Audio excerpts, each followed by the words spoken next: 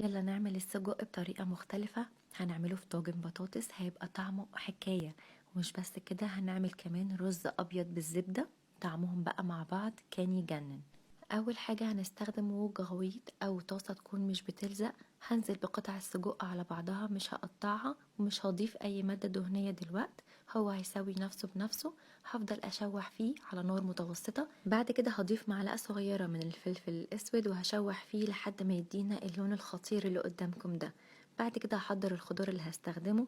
عندي بصلاية متوسطة هقطعها ترانشات، وطماطمية متوسطة هقطعها برضو ترانشات، وحبتين من البطاطس هقطعهم تقطيع رفيع جدا. وبعد كده بقى السجق بعد ما اخد اللون الخطير ده، هنزل بمعلقة كبيرة من الزبدة.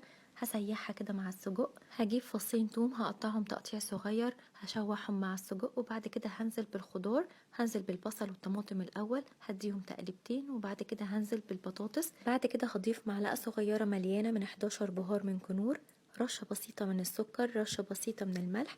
هديهم بقى تقليبتين. وبعد كده هدي النار عليهم واحط الغطا لمدة من 5 دقايق ل10 دقايق. هتلاحظوا ان الخضار بدأ يدبل. شايفين شكله ولونه خطير قد ايه؟ بعد كده هحضر الطاجن اللي هدخله الفرن. هنزل بالخضار مع السجق، وهزود الصوص اللي نازل منهم بكوب مية، وهغطيه بفويل وعلى فرن سخن اعلى درجة حرارة، الرفل في الوسط، لمدة من تلت ساعة لنص ساعة. وبعد كده هشيل الفويل، وهنكون مشغلين المروحة عشان توزع الهواء.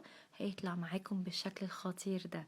بعد كده هنحضر رز ابيض بالزبده. في حله على النار هحط كوب ونص من الرز الابيض مغسول ومتصفي كويس. هحط عليه كوب لبن ونص كوبايه ميه ومعلقه صغيره ملح، معلقه صغيره فلفل اسود.